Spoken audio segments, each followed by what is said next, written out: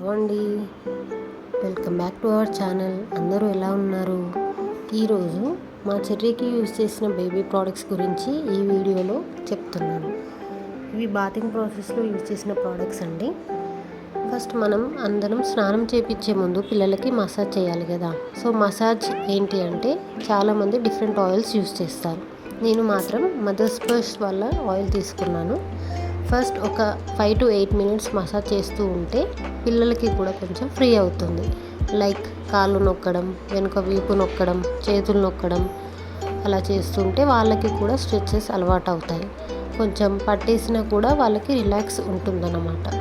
So అందుకని నేను ఈ ఆయిల్తో మసాజ్ చేస్తున్నాను. మీరు కావాలంటే ఇది యూజ్ చేయొచ్చు, లేదా వేరేది కూడా యూజ్ చేసినా పర్లేదు, అది మీ ఇష్టం. సో దాని తర్వాత ఏంటి అంటే నలుగు పెట్టడం. నేను అయితే శనగపిండి యూజ్ చేస్తున్నాను. సున్నిపిండి కూడా యూజ్ చేయొచ్చు, అది మీ ఇష్టం. శనగపిండి డైరెక్ట్ షాప్లో కొనుక్కోకుండా పప్పు తీసుకొని గ్రైండ్ చేయించానండి. ఎందుకంటే పిల్లల విషయంలో రిస్క్ తీసుకోలేము కదా. సో న్యాచురల్ ప్రాసెస్ బెటర్ అని అలా చేశాను. పిండి మరీ పల్చగా కాకుండా కొంచెం గట్టిగా ఉంటే మసాజ్ చేస్తూ ఉంటే హెయిర్ అనేది తగ్గిపోతూ ఉంటుంది. జనరల్గా ఏంటంటే కొంతమంది పిల్లలకి హెయిర్ చాలా ఉంటుంది, కాబట్టి మీరు ఈ పిండిలో కొంచెం పసుపు యాడ్ చేసుకోండి.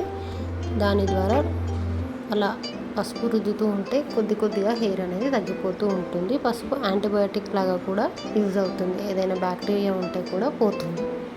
సో నేను అయితే ఇవి యూజ్ చేస్తున్నానండి. నెక్స్ట్ దీని తర్వాత మనం సోప్ యూజ్ చేస్తాము కదా. నేను అయితే మా చెర్రీకి లిటిల్ సోప్ యూజ్ చేస్తున్నాను. చాలామంది ఏంటంటే సోప్ వల్ల బ్లాక్ అయిపోతారు అనుకుంటారు. మరి నాకు తెలిసి అయితే నేను మా చెర్రీకి ఎటువంటి ప్రాబ్లం ఫేస్ చేయలేదు. తనకి ఫస్ట్ నుండి ఏ సోప్ అయితే యూజ్ చేస్తున్నానో అదే ప్రోడక్ట్ వాడికి సెట్ అయిపోయింది. బేసిక్గా మార్కెట్లో చాలా రకాల సోప్స్ ఉండొచ్చండి, కానీ నేను మాత్రం లిటిల్ వారి సోప్ యూజ్ చేస్తున్నాను. అది వాడికి బాగా పడింది. సో ఇది బాతింగ్లో మనం చేసేది. ఇంకొకటి ఏంటంటే హెడ్ బాత్ చేపిస్తాం కదండి, దానికి షాంపూ అనేది చాలా ఇంపార్టెంట్. నేను లిటిల్ వారి షాంపూ యూజ్ చేస్తున్నాను మా చెర్రీకి. బాతింగ్ ప్రాసెస్ అయితే ఇది. ఫస్ట్ ఆయిల్ మసాజ్, నెక్స్ట్ పిండితో నలుగు, సోప్ అండ్ షాంపూ. బాతింగ్ తర్వాత యూజ్ చేసే ప్రోడక్ట్స్ అండి ఇవి. ఆఫ్టర్ బాతింగ్ తర్వాత లోషన్ అప్లై చేస్తాం కదా. నేను అయితే మదర్ స్పర్ష్ వారి బాడీ లోషన్ యూజ్ చేస్తున్నాను. చాలా బాగుంది, మీరు కూడా ట్రై చేసి చూడండి. దీని తర్వాత పౌడర్ కూడా మదర్ స్పర్ష్ పౌడర్ యూజ్ చేశానండి. సో బేసిక్గా పిల్లలకు 6 months వరకు పౌడర్ యూజ్ చేయొద్దు అని నాకు రీసెంట్గానే తెలిసింది. బికాస్ వాళ్ళకి క్యాన్సర్స్, వేరే హెల్త్ ప్రాబ్లమ్స్ వస్తున్నాయని. అందుకే maximum powder 0 to 6 months use చేయకండి, అది నా సజెషన్. నెక్స్ట్ ఏంటంటే ఆయిల్ చూపించబోతున్నాను. మనం పిల్లలకి మాడ మీద ఖచ్చితంగా రోజు 1 లేదా 2 సార్లు ఆయిల్ పెడతాం కదండి. సో నేనైతే కోల్డ్ ప్రెస్డ్ ఆయిల్ తీసుకున్నాను, ఆలివ్ ఆయిల్.